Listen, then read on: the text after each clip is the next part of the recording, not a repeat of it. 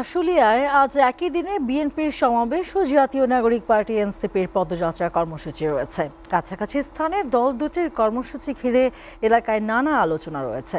সম্প্রতি কয়েক জেলায় এনসিপির পদযাত্রা ঘিরে সৃষ্ট অপ্রীতিকর পরিস্থিতি এবং দলটির নেতাদের কিছু বক্তব্যের প্রেক্ষাপটে বিএনপির ঘাঁটি হিসেবে পরিচিত সাভার আশুলিয়ার নেতাকর্মীদের মধ্যে কিছুটা উত্তেজনা লক্ষ্য করা গেছে। দুই দলের সমাবেশ ঘিরে এলাকায় নিরাপত্তা জোরদার করেছে আইন শৃঙ্খলা রক্ষাকারী বাহিনী। এ বিষয়ে বিস্তারিত জানাতে সাভার থেকে সরাসরি যুক্ত হচ্ছেন সহকর্মী সাদ্দাম হোসেন। সাদ্দাম, বিএনপির সমাবেশ ও এনসিপির পদযাত্রার সর্বশেষ খবর জানাবেন। ধন্যবাদ। আসলে আজ বিএনপি এবং এনসিপির দুটি পৃথক অর্থাৎ কর্মসূচি রয়েছে এবং যেটিকে বলা হয় বিএনপির যে জুলাই যে ছাত্র জনতার আন্দোলনে যে শহীদ হয়েছিলেন তাদের স্মরণে, অর্থাৎ আজকে এই আশুলিয়ার যে শ্রীপুরের দারুন এহসান মাদ্রাসা সেই মাঠ রয়েছে, সেই মাঠটিতে কিন্তু বিএনপির সমাবেশ কিন্তু অনুষ্ঠিত হবে ঢাকা জেলা বিএনপির উদ্যোগে। অর্থাৎ আজ এই বিএনপির প্রোগ্রামে কিন্তু আপনার যিনি অর্থাৎ বিএনপির ভারপ্রাপ্ত চেয়ারম্যান তারেক রহমান তিনি কিন্তু ভার্চুয়াল ভাবে প্রধান অতিথি হিসাবে কিন্তু বক্তব্য রাখবেন এবং সেই সাথে মির্জা ফখরুল ইসলাম আলমগীর মহাসচিব তিনি কিন্তু থাকবেন এবং সেই সাথে বিএনপির অন্যান্য নেতাকর্মীরা কিন্তু এখানে থাকবেন, আমরা এরকমটাই জানতে পেরেছি। এবং সেটিকে ঘিরে, অর্থাৎ এখন পর্যন্ত বলা যায় যে বিএনপির যে সমাবেশকে ঘিরে সেটির কার্যক্রম কিন্তু শুরু হয়েছে এবং যে প্যান্ডেল থেকে শুরু করে বিভিন্ন আনুষ্ঠানিক যে কার্যক্রম সেটি কিন্তু দেখা যাচ্ছে। এবং সেই সাথে যদি বলা রাখি যে আর কি, অর্থাৎ কিছু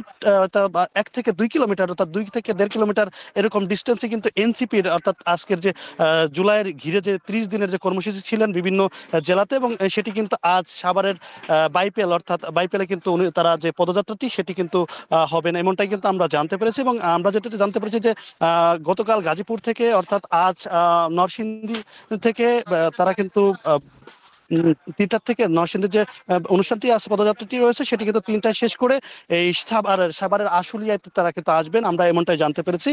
অর্থাৎ সন্ধ্যা 6টার দিকে এরকমটাই আসবেন, আমরা জানতে পেরেছি এনসিপির বিভিন্ন নেতা কর্মীদের সাথে কথা বলে। এবং সেই সাথে এই এনসিপি এবং বিএনপির অর্থাৎ এই দুইটি যে একটি পদযাত্রা এবং একটি সমাবেশকে ঘিরে যে আইন শৃঙ্খলা বাহিনী কিন্তু যথেষ্ট তৎপরতা রয়েছে। এবং সেই সাথে এইখানকার বিএনপি যারা নেতাকর্মীরা রয়েছেন এবং অন্যান্য জনমতে কিন্তু বিভিন্ন ধরনের অর্থাৎ শঙ্কা সৃষ্টি হয়েছিল, যেটিকে বলা হয় যে এটি কিন্তু বিএনপির দুর্গ হিসাবে পরিচিত। একটু বলে রাখি আপনাকে যে বিভিন্ন জেলায়, অর্থাৎ গোপালগঞ্জ, অর্থাৎ কক্সবাজার, বিভিন্ন জেলাতে কিন্তু এনসিপির উপর হামলার ঘটনা ঘটেছে এবং সেটিকে ঘিরে কিন্তু চরম উত্তেজনা বিরাজ করছে এই সাভারের আশুলিয়াতে। যেমন কি বলা যায় যে একই দিনে অর্থাৎ 2 থেকে 3 কিলোমিটার যে ডিস্টেন্স, এই ডিস্টেন্সের মধ্যেই কিন্তু এনসিপি এবং বিএনপির দুটি পৃথক অর্থাৎ সমাবেশ এবং একটি পদযাত্রাটি রয়েছে, যেটিকে ঘিরে একবারে বলা যায় যে জনমতে একটি আতঙ্কের বিরাজ করছে। এবং সেই সাথে কিন্তু আইন শৃঙ্খলা বাহিনী আমরা দেখেছি যথেষ্ট তৎপর রয়েছে এবং সাদা পোশাকে পুলিশ, র্যাব, বিজিবি, বিভিন্ন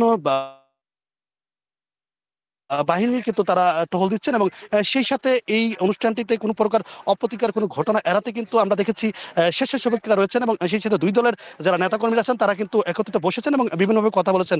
এবং আমি একটু বলে রাখি যে এ ব্যাপারে আমি আসলে থানার ওসির সাথে কথা বলেছি, তিনি যেমনটা বলছেন যে এই বিগত যে অনুষ্ঠানকে ঘিরে যে অপ্রীতিকর ঘটনা ঘটে সেটিকে এড়াতে, অর্থাৎ এই সাভারের এই আশুলিয়ার এই দুটি প্রোগ্রামকে ঘিরে ব্যাপক নিরাপত্তার ব্যবস্থা কিন্তু জোরদার করেছেন। এবং সেই সাথে তারা বলেছেন যে অর্থাৎ সাদা পোশাকে 200 পুলিশ এবং অন্যান্য পোশাকে কিন্তু 800 মতো, অর্থাৎ সর্বমূল্যে 100 পুলিশের মতো কিন্তু তারা থাকবেন, এমনটাই বলেছেন। তো এই ছিল আমার কাছে বিএনপি এবং এনসিপির যে অনুষ্ঠানটি সর্বশেষ তথ্য আইন শৃঙ্খলা বাহিনীর।